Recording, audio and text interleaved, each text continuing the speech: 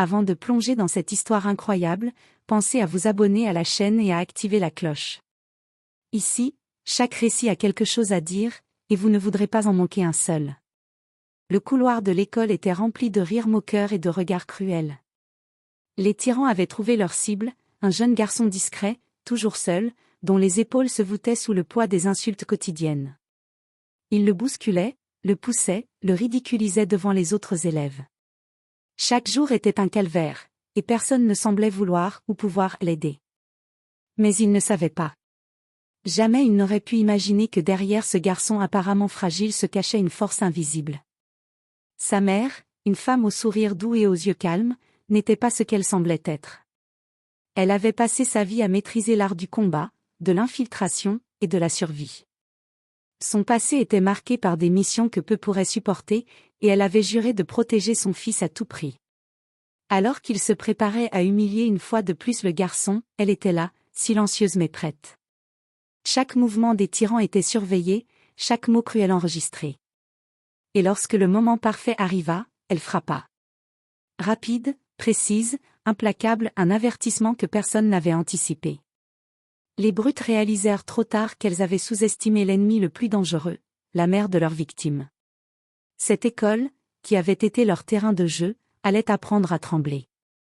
Le lendemain, les tyrans se levaient fiers et confiants. Le garçon, lui, essayait encore de passer inaperçu.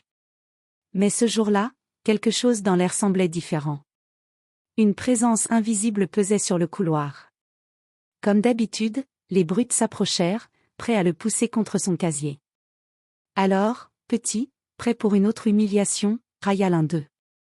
Le garçon serra les poings, mais au lieu de riposter, il resta immobile, les yeux fixés sur le sol. Les rires résonnaient dans le couloir, mais soudain, un frisson parcourut l'air. Une silhouette surgit derrière eux, rapide, silencieuse. Les tyrans n'eurent même pas le temps de comprendre.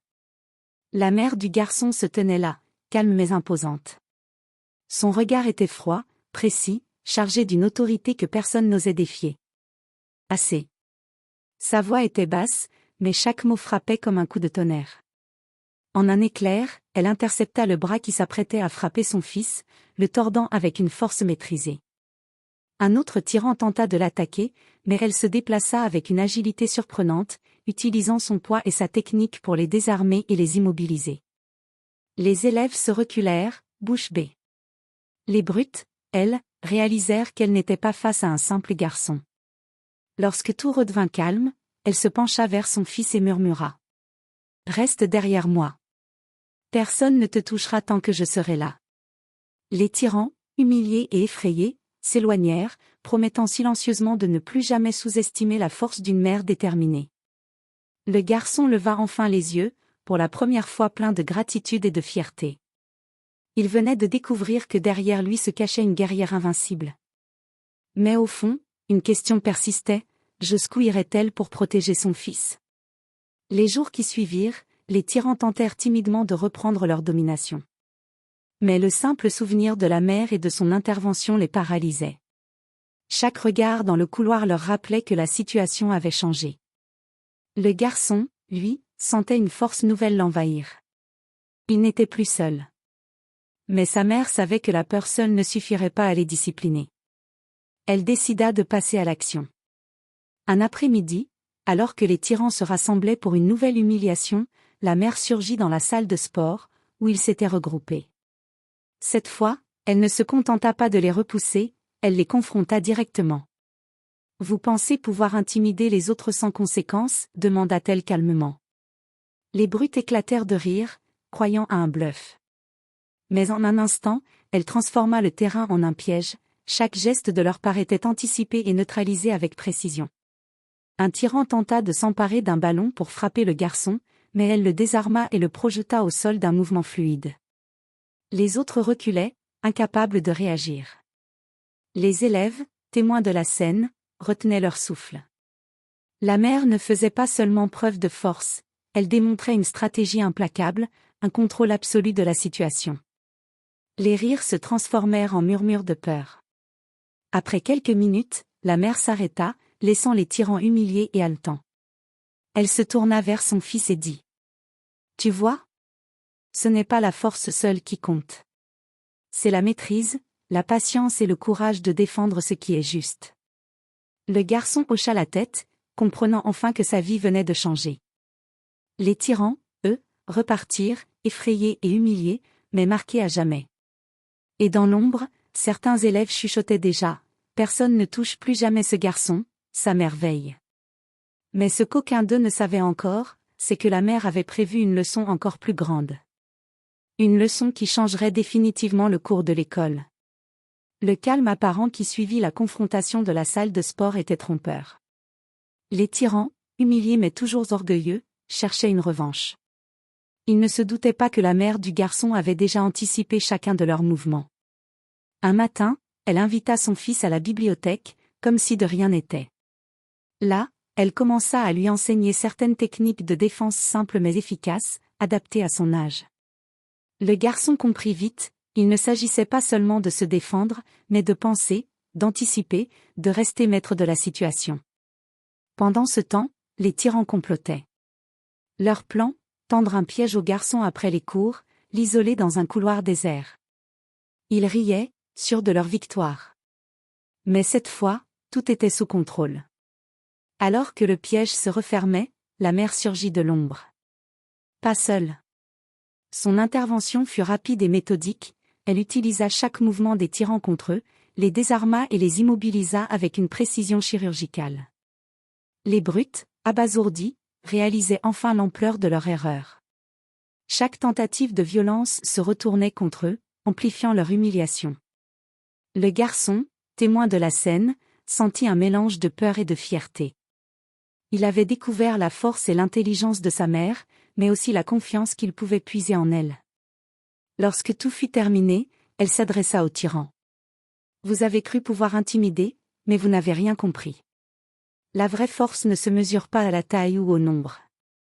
Elle se mesure à la détermination et à la justice. » Les tyrans, désormais brisés dans leur fierté, quittèrent les lieux en silence, leur arrogance remplacée par la peur et le respect.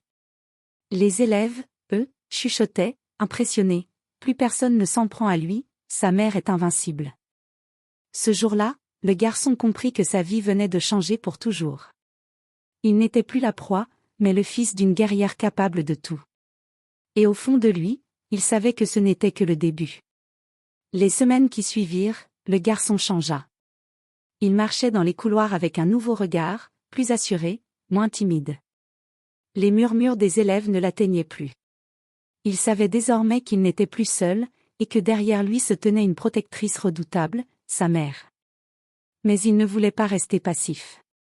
Inspiré par ses leçons et son courage, il commença à appliquer ce qu'elle lui avait enseigné. Dans un premier temps, il se contenta de petites actions, esquiver les provocations, répondre calmement aux insultes, montrer qu'il avait confiance en lui. Peu à peu, les tyrans commencèrent à sentir qu'ils perdaient leur contrôle. Un jour, alors que les brutes tentaient de l'isoler dans le gymnase, il fit quelque chose d'inattendu.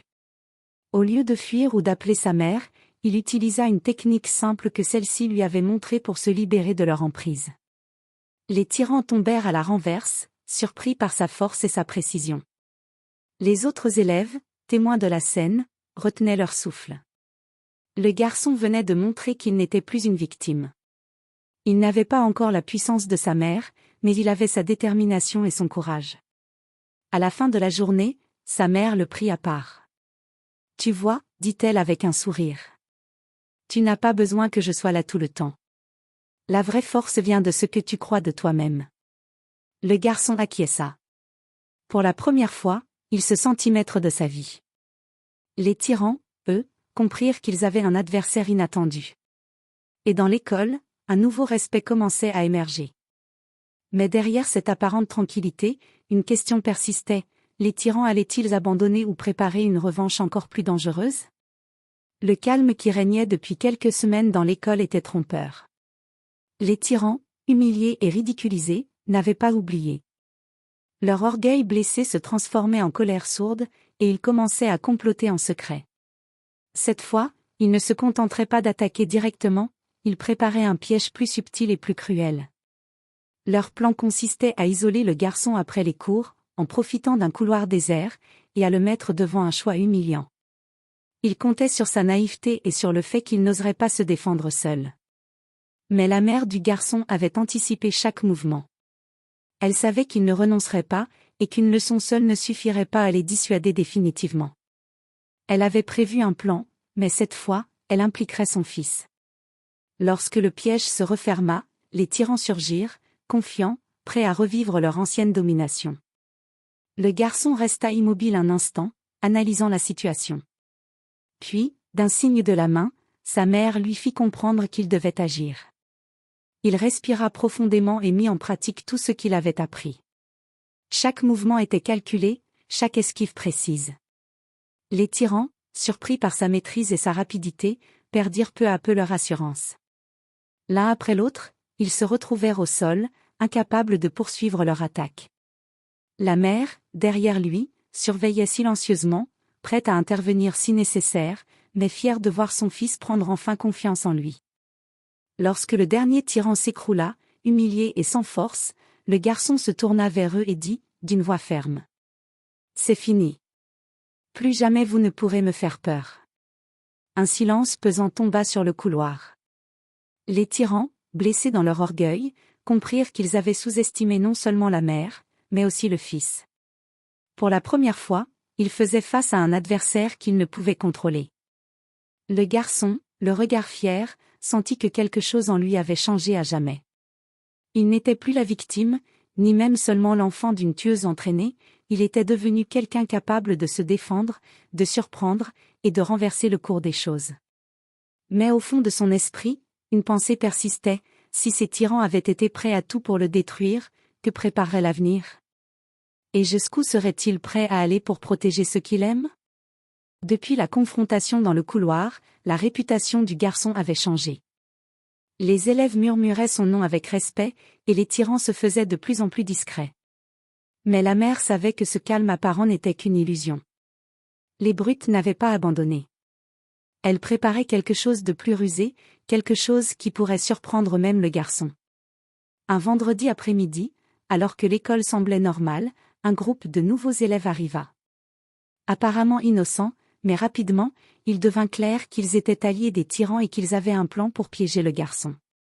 Cette fois, l'objectif n'était plus seulement de le ridiculiser, ils voulaient l'isoler et le pousser à abandonner. La mère, prévoyante, avait déjà repéré le danger. Elle choisit de laisser son fils agir seul, pour qu'il teste ses limites. Elle le suivait discrètement, prête à intervenir au moindre signe de danger extrême.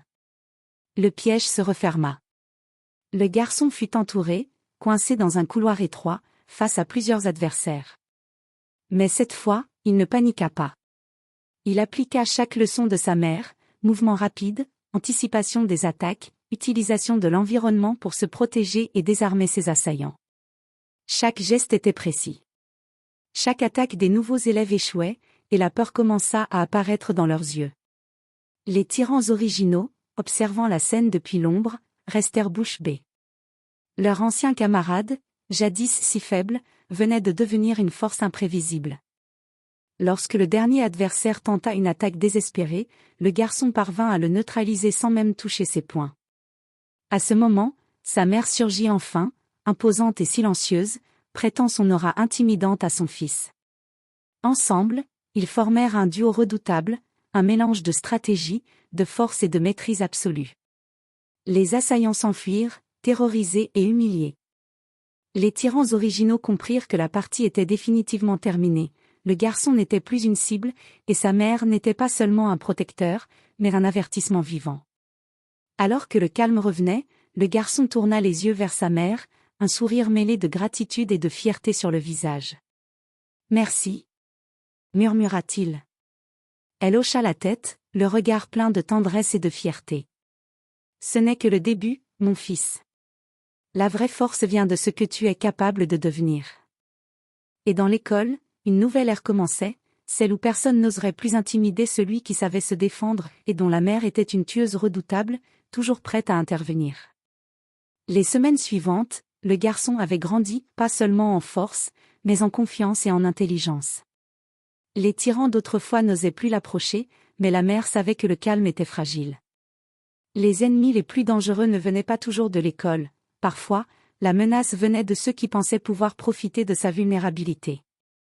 Un soir, alors qu'il quittait l'école pour rentrer chez lui, le garçon fut encerclé par une silhouette inconnue, bien plus grande et plus rapide que tous les tyrans qu'il avait affrontés jusque-là. Il sentit son cœur s'accélérer, mais au lieu de paniquer, il respira profondément, se rappelant toutes les leçons de sa mère. « Tu n'as pas peur ?» murmura l'inconnu, sa voix glaciale. Le garçon esquiva le premier coup, puis le deuxième.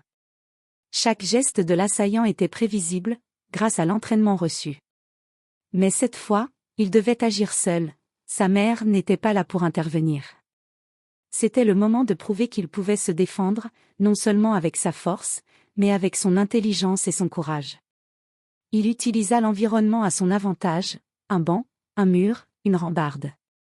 Ses mouvements étaient fluides, précis, chaque action calculée. L'inconnu, surpris, commença à perdre le contrôle. Le garçon sentit sa confiance grandir à chaque esquive réussie, à chaque contre-attaque. Puis vint le moment décisif. L'inconnu tenta une attaque finale, rapide et mortelle. Le garçon, maintenant parfaitement concentré, détourna le coup et fit basculer son adversaire au sol, sans jamais le blesser gravement.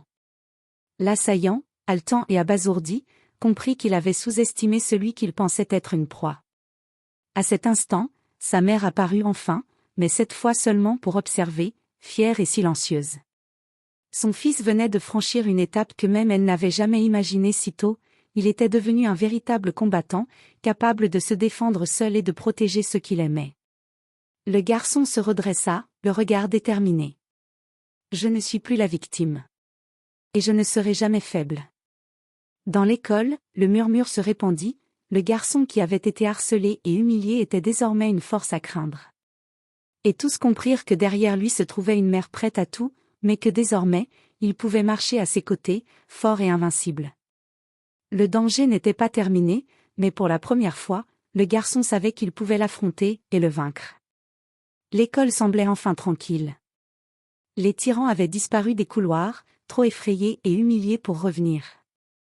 Les élèves murmuraient encore le nom du garçon, non plus avec pitié, mais avec respect et admiration. Le garçon marchait fièrement, mais il savait que sa victoire ne venait pas seulement de sa force physique ou de l'aide de sa mère. Elle venait de la confiance qu'il avait trouvée en lui-même, de sa détermination à ne plus jamais être une proie. Un soir, alors qu'il rentrait chez lui, sa mère l'attendait, assise calmement dans le salon. Elle sourit en le voyant entrer. « Tu as fait plus que je n'aurais jamais pu imaginer. » Le garçon s'assit près d'elle, le cœur léger mais rempli de fierté. « Je n'aurais jamais cru pouvoir me défendre seul. » murmura-t-il. « Et pourtant, tu l'as fait, » répondit sa mère. « La vraie force vient de ce que tu es capable de faire par toi-même. » Ils restèrent un moment en silence, savourant cette victoire et cette nouvelle complicité. Mais dans l'esprit du garçon, un sentiment inattendu apparut, il n'avait plus peur de ce que l'avenir lui réservait. Au contraire, il savait qu'il pouvait affronter tout ce qui se dresserait devant lui, qu'il s'agisse de tyrans, de défis ou d'épreuves inattendues. Puis, un dernier sourire complice passa entre eux. Le garçon comprit que sa vie venait de changer à jamais. Il n'était plus seulement le fils d'une tueuse redoutable. Il était devenu un jeune homme capable de courage, de stratégie et de force. Et tandis que la nuit tombait sur l'école et la ville, une certitude résonnait dans son esprit, ce n'était pas la fin de son histoire, mais le commencement d'un nouveau chapitre, où lui et sa mère formeraient un duo invincible, prêt à affronter le monde.